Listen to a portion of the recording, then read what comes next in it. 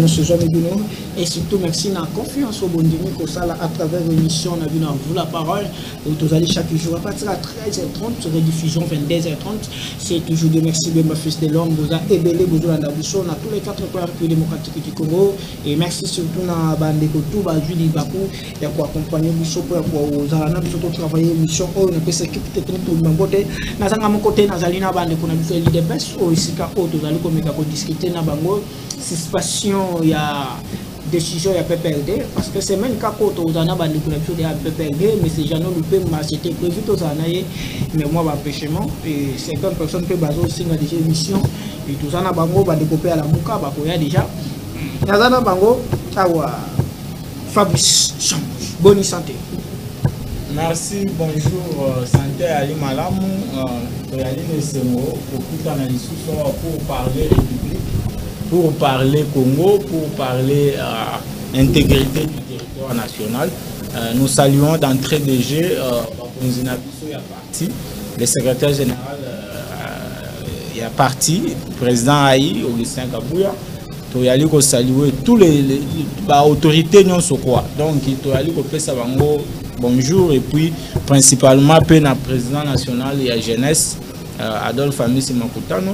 Nous allons saluer aussi oyo ba contribuer mingi pour que IDPS oyo et tenir et tellement pendant que IDPS est en opposition sans moyens, mais il y avait quand même des dignes fils du pays au babanda ko sala ba effort na clandestinité ko pesa moi misolo tout ça les lots IDPS et pouvoir ndeko Félix Médard Kankou. Nous saluons les pionniers pour la ténacité malgré qu'il a été disqualifié injustement na ba ordonnance na Katia de Gérard. Merci. Bonne IDPS. Oui, le parti est en train d'évoluer paisiblement. To féliciter bandeko surtout bazonga zonga déjà na Katia parti ba frondeur rebelle. Tu comme on a des communicateurs à outiller que ça la retour naïe ndeko Carcil te féliciter pour la décision courageuse parce que passer à bandeko oyo entre autres Bizibu passer na bango ya Limabe Makasi ils étaient au sein de la rébellion et tout yangonde souci na bango ezalaki ba déstabiliser parti à IDPS soit disant que le départ ya Kabouya nous avons babandaki ko viser chef de l'État mais comme il ne pouvait pas dire devant les médias que to déstabiliser Tshisekedi le kola CG Kabouya lobaka que ce qui se passe au parti est financé par le Rwanda onani Paul Kagame yali na kati ya makambo wana biso to monaka ngo ba je maintenant to yali siko ko luka to yeba en profondeur. Monsieur De Wazalaka nani tout ça on a compris que ayali na ba acquaintance moko na ba bazali ko luka pour faire tomber régime ya Félix Antoine Tshisekedi. Bref na pesi longonya mingi na tous les combattants oyo bazalaki na ngambu ya molili na ngambu ya ténèbres ba préférer bazonga na lumière na sima Augustin Kabouya na sima ya hiérarchie ou bien statut à parti parce que ce n'est pas Kabouya qui fait le parti mais c'est les statuts. Alors bisognon so autotikali na sima ya statut. En tout cas félicitations, merci bien. Merci. Moi Mboka. Bienvenue Bukasa. Bonne santé bonne IDPS de bisous que d'être signé chaque a signé chaque union sacrée comme secrétaire général. D'abord aux affaires il y a aux parti politique ils ont des secrétaires généraux. Merci beaucoup Ndeko. D'abord topesi bambote na biso epa ya baetu balanda la biso comme d'habitude sur votre chaîne. Les alliés moko wabino a communiqué presque à chaque fois quand il y a l'occasion. Merci et bienvenue Bukasa communicateur de l'UDPS qui est parti au pouvoir. Merci pour la question Tuningaï. D'abord l'UDPS c'est un parti politique qui est structuré. L'UDPS est dirigé par le maître des maîtres, par le président Aïe, qui est le secrétaire général faisant fonction du président Aïe, Augustin Kabouya, AK47 Chingoma, qui est là, incontestable. Par rapport à la question d'être dans un parti politique qui est dirigé par des secrétaires généraux, il y a un qui s'est dit des CGAI. Pour éviter ce soki aki ayi na ye eza ya modili po depuis babanda yi koluka kozwa permanence ya IDPS ti lelo 8 mois après 8 mois après ti lelo yango nde na maloba ya ndeko na ngai le communicateur attitré Chambou Kalonji kuna. Il vous a dit très bien qu'il a salué la décision prise par un collègue, camarade, Karsil Mouibila, que j'ai sali, que je félicite, pour une décision courageuse. À lobby, donc quand on a landé dans Malobane à lobby, 8 mois après, dans une lutte, Otomoni ici na Yangote. Donc il s'est décidé de se rallier derrière les rachis du parti qui est dirigé par des maîtres. Est-ce que l'UDPS est jusqu'à présent parti à Bafalais? En tout cas, l'UDPS est toujours parti à Bavaler. Je pense l'autre fois quand j'étais sur la dernière fois dans l'émission Touchi Kosa la semaine wana, na ebisa ki très bien que ngai personnellement munazolo banayawa na makambo etali UDPS na l'équipe professeur Mbata. Ah. Mais oui, je vous avais dit ça. Pour l'équipe professeur Mbata. Na l'équipe na makambo UDPS. Muto assumé fonction, il y a président, il y a premier vice-président Assemblée nationale et Rio le comment. Professeur Mbata ezali biso nde to salier. Mbata zaki na RCD. Et pendant qu'il était au RCD, à Longwe kuna aye na parti à Vital Kamere biso na IDPS. Mais to yambie lokola bato bayambaka bato. To kotisie na salon na biso. Mbata a sauté na salon aketi na chambre. Azoko bunisa mokonzi ya mboka sans pour autant se rendre compte. Na ebisaki l'autre fois, na ebisaki bandeko na biso balanda biso ke ngai na makambo ya IDPS na leki na ngambata. Malgré oyo tuye IDPS est salié et commissaire premier vice-président de l'Assemblée nationale, Otto Yebaki, a remplacé Jean-Marc Kabound et salié Oyoya Zawana, mais na magambo etali IDPS, Mbata Azali, Mboa Moko ya Mukolo Basomba na Mukolo na IDPS. Azamboa Moko ya Mukolo Bisoto Somba na IDPS, alinga me ma trouble na IDPS. Mais Tozo Ebisae, Biso ba jeune tout ya parti, Tozali soudé derrière le secrétaire général. Est-ce que l'UDPS tout le monde va focaliser dans la guerre, va concentrer dans la guerre. L'UDPS est un bagarre, il y a un positionnement dans la l'UDPS. Est-ce que vous avez servi quand vous avez aidé mon ou bien comment? Ndeko, biso tozana bitumba wana ya positionnement na kati ya IDPS. Biloko ane CG Kabu yoka. Je pense que c'était le ezalaki vendredi oyo tozaki na mokonzi ya mboka na permanence ya parti. Mokonzi ya parti plutôt. Alobaki yango Augustin Kabu ya 47. Et puis il est allé plus loin à lobby bo pousser nga itena zoa na simba fimbu na ngana beta batwana. Donc na kati ya IDPS biso tozana biso kimia. Omoni bato balandi de obizibu. Soki bizibururu, soki bizibururu na bango wana. Ils ne se rendent pas compte que Bazali Kobundisa Mokonzi Yamboka et Baye Bayete na bitumba bazo sala chef de l'État Félix Tshisekedi azana bango te derrière bango. Biso tozana ba secret o Mokonzi Yamboka lobana bango. Bato bazo bundisa parti basé belé. Ba oyo IDPS sali lelo bazali bongo. Ba o Kabuya sali ke bako mabisika bazawana. Kabuya. Mais oui. Kabuya sali belé bako mabisika bazawana. Lelo oyo ndeti mutundeti Mbata, c'est Kabuya qui a dit non, c'est lui qui va remplacer Jean-Marc Kaboun. Lelo Kabuya komi mabe.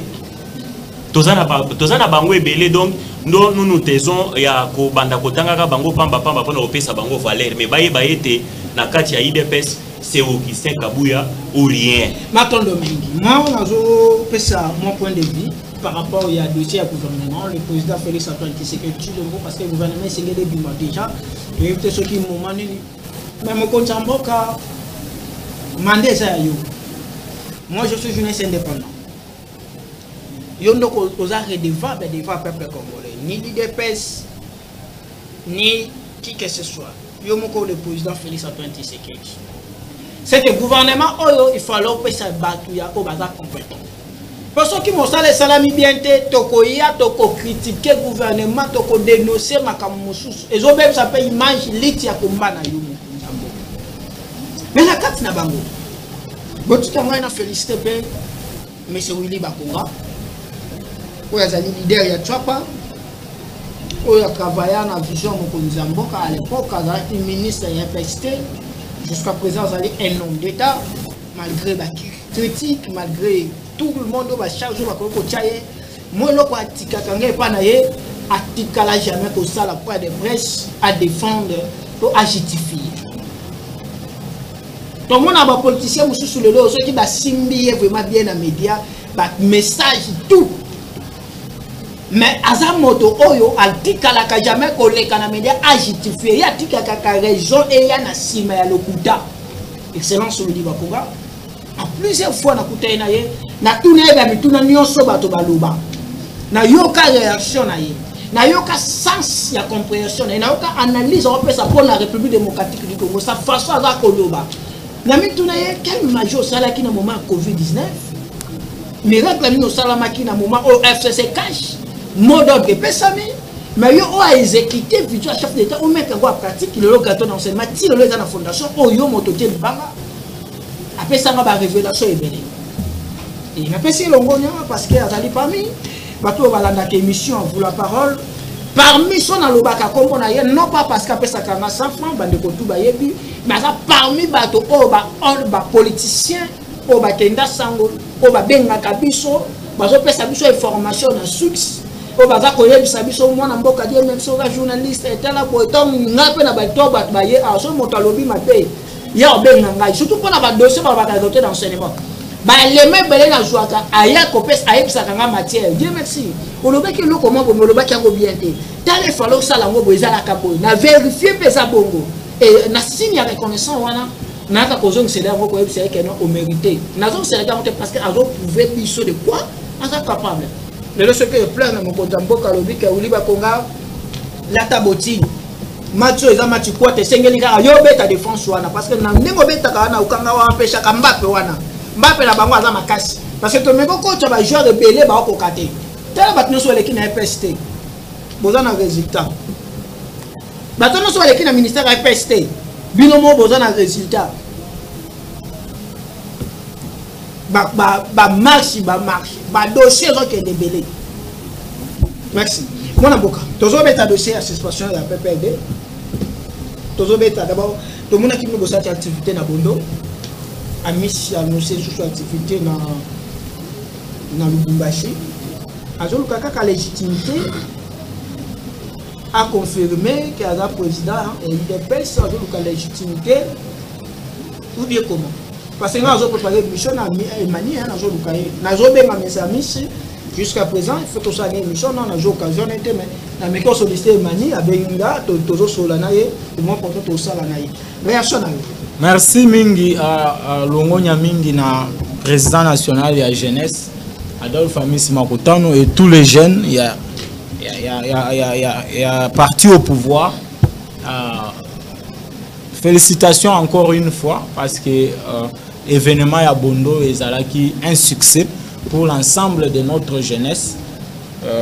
Les lots ba projection est commis sur le Lubumbashi parce que il faut une démonstration de force na kati ya mabele à Lubumbashi ba sentir que Fati ayali na jeunesse o ayali capable une jeunesse à même de se faire remarquer à même de dire un mot ou de donner un ton et puis de faire changer les choses. Bref, Lubumbashi koinda to sa date dans les jours qui viennent donc to yebisi tous les jeunes au balandaka biso na Lubumbashi na Machipisha na Bel-Air na Rwashi commune Rwashi na Kampemba bao balandaka biso na Golf Malela Kabula Meshi donc c'est un peu Lubumbashi pesa munene na commune annexe na Kasapa na université na marché Moïse partout bazala déjà aux aguets parce que toya si makambo salemi bien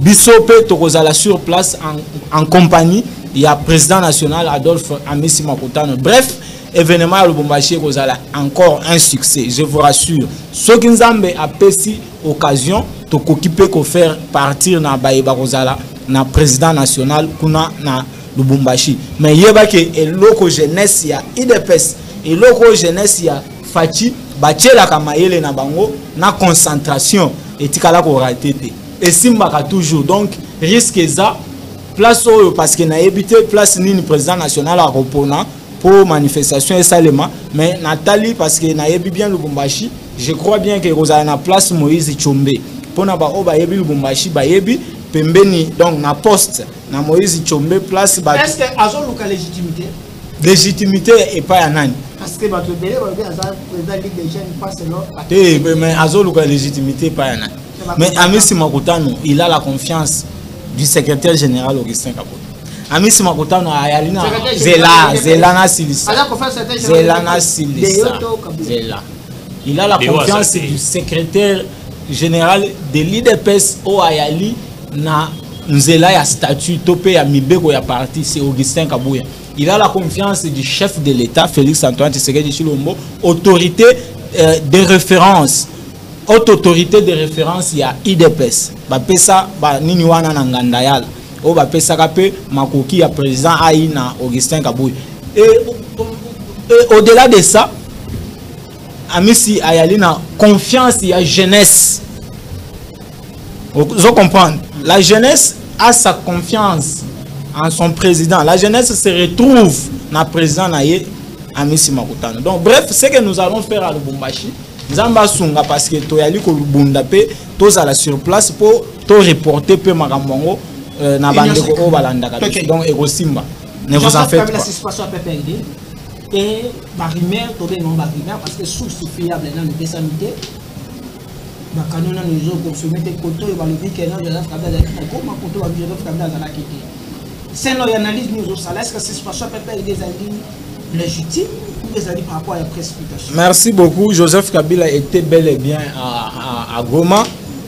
Nous condamnons la présence d'un entre guillemets, ancien chef de l'État et sénateur à vie, entre guillemets, parce que nous sommes parmi les jeunes Oyo, Bayali déjà Kobunda, dans le moment Oyo, poté, les sénateurs Idriss Afani Mangala, Oazali Mokonzi, il y a un groupe parlementaire, il y a IDPS et allié na kati ya nini ya Sénat, bako kabongo kotala par quel mécanisme en conformément à ba règlement d'ordre intérieur au ya Sénat, balongola titre il y a sénateur à vie na monsieur Joseph Kabila parce que il a dépassé la ligne rouge ezalaki que pendant que Goma est dans les mains de l'ennemi et dans les mains des rebelles, un ancien chef de l'État ne pouvait pas de manière unilatérale donc yemoko alali à la muka lobi fona ke na Goma. Non, ce n'est pas quand même n'importe qui, un sénateur à vie. Il devrait au préalable kozala en bon terme et puis kosololango na gouvernement en place pour que batala lolengeni na kosala makambo. Si est seulement si azalaki na bolingo ya koluka moi kimia na est la République. Mais comme Joseph Kabila a défié les lois de la République et que Oyebi bien, vous êtes un journaliste intellectuel, Oyebi, que les droits est impersonnel. La règle juridique est alliée impersonnelle. Kabila n'est pas au-delà de la loi, au-dessus de la loi. C'est-à-dire, à quoi il y a infraction, il y a complicité dans haute trahison. Donc, il a comploté des mèches dans rebelles pour qu'on la République. Bref, va suspendre PPRD. Nous, la jeunesse de la République, engagée et puis motivée comme un seul homme, nous ne pouvons que soutenir l'idée à suspension. PPRD, c'est une idée salvatrice. Parce que tous les qui il y a liboso, il y a les chaînes de télévision partout, dans YouTube partout. Pour qu'on senga déjà, on a même qu'on senga radiation, il y a PPRD. Mais le rôle va suspendre pour n'engayer n'a même pas à 100% nesengo. Et c'est mon engayer zalaki qui va radier. Il y a une différence entre qu'on radier na qu'on suspendre. Qu'on suspendre la kisini. Gouvernement et reconnaître que PPRD ça. Mais na minito et qu'on travaille. Mais qu'on radier au ngai na bandaki ko luka. C'était que libéral même na ba anal ya ministère ya intérieur ba kende ba luka bi pa non so ba mentionner PPRD ba effacer yango to mona yango na moment ya monsieur o akima koma nani Roger Lumbala akoma ye moko exilé Roger Lumbala na masolo ya RCDN tango bakutaka ye na nini na masolo ya rébellion mais ba suspendra ka parti politique na bango. Ça a été suspendu de la même manière que les lots Oyo to suspendre PPRD. Donc c'est le peuple congolais qui a gagné. Ce n'est ni Tshisekedi ni l'IDPS qui a gagné par rapport à la suspension et à PPRD, mais c'est plutôt le peuple congolais.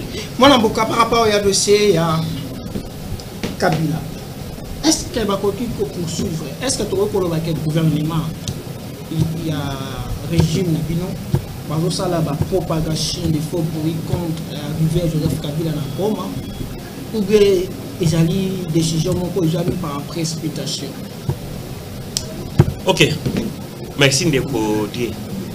Tout n'est pas dans nos banques. Nani yango bamona ki officiel ya parti ya République démocratique du Congo abimaki asali annonce que Kabila se retrouve na ville ya Goma. Ni tete ke bango moko batu ya bakabila na batu na bango bosutena ka rébellion na bango. Ngana ebi Wankancha. C'est quelqu'un qui fait partie na M23. Alamuki boya sali déclaration que Joseph Kabila est à Goma. Na landaki média na bango RFI et confirmé que Kabila est à Goma. Oui. Et ça la campagne propagandiste ya ba M23 na armée rwandaise na Congo. Est-ce que biso mutu totinda ki bango ke boye biso ke Kabila za na Goma? Pona lelo oyo tomona un certain Ferdinand Kambere aye au salaire rétropédalage na koya koloba ke non le gouvernement congolais agit sous les rumeurs bablumo ya balabala. Non. Batika distraction. Kabila était bel et bien à ville ya Goma. Mais bah c'est la preuve. Ndeko nangai ba preuve bazaka kaya kokende kozwa yango epa ya bato na bango ba yebaka ba pesa ki information wana. Ba yebaki que Kabila était là. Et d'ailleurs parmi mes recherches que je menais, j'ai trouvé que il y a eu une réunion avant que ville ya Goma puisse tomber dans maboko ya ba M23. Il y a eu une réunion qui s'était tenue Bertrand d'ici moi Moutoua Kambaki yango. Kabila avait participé par vidéoconférence, Bakatumbi va participer par vidéoconférence, Bakonzi Belé, voire même Batutoza na bango na Kinshasa va participer à la réunion yo et na ba prévoya ki ndeko nangai que le 17 février au toza na lango lelo toza na avril que ville ya Lubumbashi pe est tombé na maboko na bango. Et na réunion oyo batu ebele ba participer à la réunion wana. Oyo prochainement ce que kosenga toko memelo ba preuve na ba kombo na ba lié na ba place. Ah oui toko memela yo. Kabila ndeko shambo ya uchi koloba yango. Tangu bango bazalaka na mboko oyo bazaka bakonzi. Roger Lumbala s'est retrouvé une fois na kati ya Kigali na Rwanda. Et la RCDN n'a pas été même suspendue mais l'agrément où Isalaka était parti politique et fonctionnel a été retiré. Donc baboma yango. Suspension pas pour revenir, lever yango pour revenir dans l'activité nabino. C'est que je n'ai pas aimé chez monsieur le VPM de l'intérieur. Il n'a qu'à retirer l'agrément pourtant fonctionnalité à PPRD comme parti politique au Congo. Au moment où son chef Kabila ce n'est même pas aujourd'hui que Kabila a tout banda wolobelaye qui a zanakati il ne fait pas partie de la M23. Kabila yemoko abimana media a défendu qui va M23 alors qui était allié aspiration ya peuple congolais. Et avant que Kabila puisse venir à ça la déclaration oyo chef de l'État Félix Tshisekedi en avait déjà parlé. Tshisekedi est la première personne, la seule alors au Congo à mieux informer c'est Félix Tshisekedi. Il nous avait informé que na minito tozolo banabino Kabila azali mokonzi ya ba M23, Kabila azali mokonzi ya AFC bar M23 ya Corneille Nangaa. Et muto animaki yango te melelo oyo tomoni yango. Donc tozolo bake maître Jacquemain Chabani loko n'a qu'à retirer l'agrément portant fonctionnalité à PPRD comme parti politique au Congo. Loko la bango ba adhérer. Parce que comme un acharnement contre PPRD. Ce n'est pas un acharnement, de bon acharnement na modèle ni. Est-ce que tokoki ko travailler awa na Kinshasa? Tozolo baboye ndeko tozana Kinshasa wa biso na bino. Baninga baponi bakembe na ngambu ya banguna o baye ko agresser ba prendre une partie ya territoire ya mboka na biso na maboko na bango. Eza na maboko ya ba Rwandais. Tolamuki na tongo boye PPRD qui a géré le pays pendant ce qui 21 ans na lobaka yango et qui ko appuyer batwana. Est-ce que tozaka kana singo ko considérer bango lokola parti politique tozana mona ba Congo? Donc na minute wana bango ba komi pe elongo na ba rebelle. Donc ba retirer les biso batwana comme parti politique ou ezana kati ya mboka Congo to considérer bango ndeko na ngai di merci lokola bato bazali ko faire partie na kati ya groupe rebelle ya M23 AFC ya Nanga na Paul Kagame. Kabila était là. Bawangana te.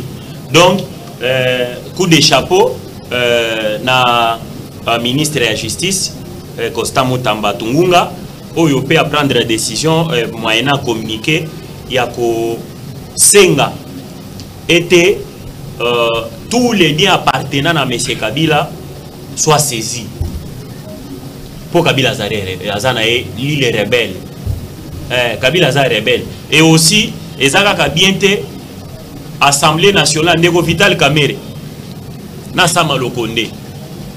Toujours les bisabino bien, pour retirer les immunités parlementaires portant protection à cet individu rebelle qui est M. Kabila.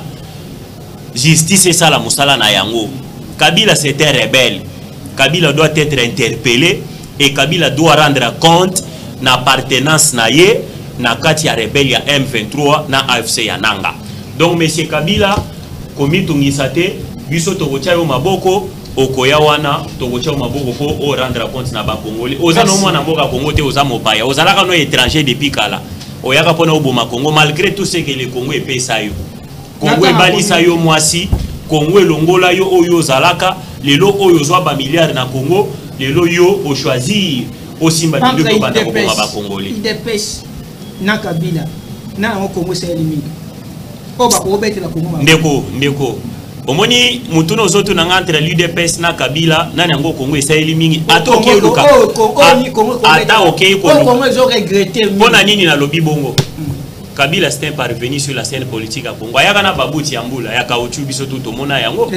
Mais les lots, mais oui, c'est pourquoi je vous dis que Kabila le Congo a tout de nous à Kabila. Entre l'UDPS. Aye nenga yewana les lois sana ba milliards. Entre les cadres. Ozolo bela na conteste ni. Mutuni Congo, mutuni yango bema ko remercier Congo. Mais Kabila ko kolobate. A remercier Congo poto balela ina. Kabila yaka wanenge na uchi ko ebiso alata ba veste le kai genou. Na tuni. Auta zamba. Entre bino l'UDPS na Kabila na ngwa ko Congo ko bete bon tuna wana ndeko na ngai kendo tuna bata PPRD ba ebindenge Kabila yaka. Maintenant mingi communiqué ouvrage Salami na fleuve Congo, un canot rapide et sali liaison entre Brazzaville et Bit Ngobira Kinshasa. Je connais Salami le mardi. Aucun bilan officiel pour les nous, mais plusieurs sources font état de 3 morts, dont 2 enfants et une femme dans le Congo central. Moi, Mboka, afin de mettre un dossier à Matata, entre Congo, na Congo, entre l'IDPS, le PPLD, le cadre, nous tenons de mettre le Congo, Mutu oyo il fallait vina ye mobimbaki noa kokufa, il fallait alobaka malamu ya Congo, ceux qui ayali ko bondela ezala losamu ya malamu pona mboka Congo et pona biso yo ba vrai congolais des pères et des mères, c'est monsieur Joseph Kabila. Félix Antoine Tshisekedi Tshilombo a connu la bourgeoisie, un enfant d'un ancien premier ministre de cette république. Son père a été député autant de fois dans la République au sous-maréchal. Son père a été ministre de ceci, de cela. Dans la République au sous-maréchal. Félix Tshisekedi abandonné ko la mugana tongo boye ayoki porte ba frapper atala boye na porte. C'est un ambassadeur des États-Unis qui vient chercher son père. Le jour suivant boye baboyo qui porte le lit batala boye na porte. C'est un émissaire. Il y a un ancien président russe, japonais, chinois devant la porte. Il y a Félix Tshisekedi où il y a papa na bango vala na limité. Donc Félix a vu beaucoup d'hommes d'État et au monde entier pendant que son père était vivant. Quelle bourgeoisie. Mais Kabila c'est un maquisard. Joseph Kabila dont le père a été tué na makambu ya rébellion au bandako luka babenga na Abiyarimana. Et na makambu wana esalemi ke bayeko zo contact avant que son père meure. Bazui contact na Laurent Désiré Kabila. Bref, Kabila a grandi dans une misère sans pareil, sans précédent. Yo moko yebi ba photo e yali ba bilili e yali. Alors, lokola IDPS est parti, il y a un bourgeois, mutokola na poto, bango moko ba banda obeta masolo non. Félix Tshisekedi moté qui ba pisa na poto. Donc bref, au moins ba reconnaître que Tshisekedi était un bourgeois parce que ko vivre na poto pendant que papa na bino azaki na opposition, ce n'est pas une blague. Donc il est pas ces alliés parti à ba bourgeois local Félix Antoine Tshisekedi Tshilombo et c'est le PPRD, c'est Joseph Kabila qui devait à tout prix remercier Mboka Congo et nous aussi bisoto yali bana Mboka bisoto yali ko remercier toujours Mboka na biso et nous ferons le tout pour que l'intégrité du territoire national soit sauvegardée. Vous comprenez? Donc nous n'avons pas intérêt à trahir la République parce que le chef de l'État a collaki na bourgeoisie et le lot a trahir la République. Non, ça c'est le patriotisme et yali na kati ya mitema. Vous comprenez? Par contre, Kabila, na jeunesse naie, batikala ko intérioriser le patriotisme ya Mboka Congo. C'est ça qui fait la différence. Matata Pogno a sali refus à suspendre sa présence dans la préparation de dossier à justice. Parce que les militaires n'ont pas de vérité. C'est non, ce qui Matata a s'élevé, à se baser dans ma immunité, c'est un sénateur, j'espère, parce que parce que normalement il devait déjà être en prison depuis Kala. Mais le Yali sénateur, c'est pourquoi Nayali Kozonga Lisusu, Kobete Lisolo Yandeko, Idriss Safani Mangala, Ayali Mokonzi, Yaba sénateur, non surtout, Yaba groupe IDPS et alliés. Donc, Batala Siko, dans quelle mesure il faut qu'on leve l'immunité à M. Matata Pogno? Matata n'est pas au-dessus de la loi. Naouti Koloba Awa, ba caractère ya loi. La loi est impersonnelle, c'est-à-dire mibeko ba komakango pona catégorie ya batuté et ali pona mutu nyonso. Nul n'est au-dessus de la loi. Ce sont ba principe ya droit. Omoni ba juriste peut balobaka droit l'ex c'est de l'ex. La loi est dure, c'est la loi. Mais comment Matata ya linga ça la exception? Matata donc il a à répondre devant qui? S'il se dit que Bakoko jugé était donc Ayali surnaturel. Or, tout y met dans une société. Mais Yango, si tel est le cas, tu sais que Idriss Safani. Aza député. Ah bon? Mais en tant que député, alors que l'Assemblée nationale puisse prendre. Mais Amis n'est pas le président de l'Assemblée nationale. Je lui demanderai en tant que député pour Atala par rapport à un règlement d'ordre intérieur. Amis a été voté par le peuple et il est là pour l'intérêt du peuple congolais. Il va initier une motion pour lever l'immunité à Matata. Et ça de ces politiques? Donc il est temps de détourner Mbongo. Et lui ne s'attendait pas qu'un jour justice à Moko et côté. Donc voilà les individus qui veulent que Congo et que Ndeka na kokufa.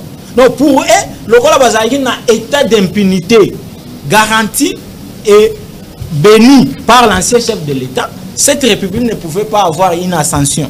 Donc pour na bango Congo etika la kaka ya buzoba. Vous comprenez? Yo tango détourner ba yebisio Mbongo eza tala lelo en tout cas na kanda Matata Ndoki. Non, non, je vous dis, j'assume. Non. Yali ko assumer. Matata Yali Ndoki pourquoi? Talamakambu, le général Kassongo Kabouik. Mokonzi à service national. Longo Nyamingi na moi général Kassongo. Tokoluka, Toyali ba communicateur. Plus tard, Tokoluka Toya sur place na Kanyamaka CC. Pour te vulgariser. Na sepeli comment le biloko esele na Kanyamaka CC. Mais si Matata avait fait pareil, mais les républiques tolinga toza na problème ya sécheresse, tolinga to dépendre na bandeko ba na Lubumbashi. Balinga ba dépendre na masangu ya Zambie pour il faut masangu et uta na Zambie et kota na Kasumbalès. Tout ça c'est parce que Matata a détourné. Alors Matata a détourné. Ce que Bino Bossali ni na peuple congolais. Bisoto sali Kanyamaka CC. Est-ce que mais mais c'est ça le problème. Problème Nabiso et Zaboui. On nous a laissé une république où tous les secteurs qui par terre. Nous sommes combien? Plus de 80 millions de population. Si Kanyamaka c'est bandit depuis quand? Et par rapport, il y a durée, il y a existence, il y a résurrection. Hein? Fati a séquissé Kanyamaka par rapport à la durée où on a tilelo. Est-ce que le progrès est réalité? parce que au départ na aussi kolanda général Kasongo Kabouik alobi au départ objectif na ezalaki à produire kaka je crois 10 000 tonnes ya masango. Excusez na komi ko chiter mais le lot to komi na 50 millions ya tonnes ya masango. Est-ce que vous prenez ça pour une blague? Maintenant mon amboka dossier Matata pour les acharnement politique ou bien les règlements des comptes ou bien justice ça la moussa l'indépendance parce que il y a pas boy ko comparer que parti ba immunité na isa enlevé.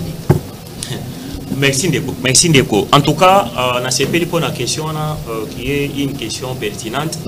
Oui, Matata Mponyo, c'est lui-même, il a réclamé toujours que je suis prêt à coopérer avec la justice. Matata Mponyo. Et puis réclamer même que l'audience puisse être retransmise à la RTNC, la chaîne nationale. Il avait des preuves palpables que lui n'avait rien détourné concernant Mbongo Wana ya Bukangalonzo. Même pas un sang franc Matata Mponyo n'avait pas détourné. Et les lots oyo justice c'est na bosenga na ye Matata Mponyo memela biso ba preuve. Les lots comme likambo ya ba les immunités parlementaires. Mais c'est la distraction. Oh. Matata Mponyo a se basé na maloba ya ndeko na ye Vital Kamerhe Lwakadiri Dingingi. Matata a été déjà interpellé dans cette affaire. Et c'est même au landa Vital Kamerhe.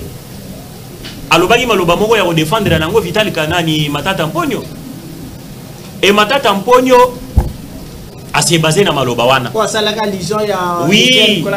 Oui. C'est Vital Kamerhe lokola baloba les loups ne se mangent pas entre eux.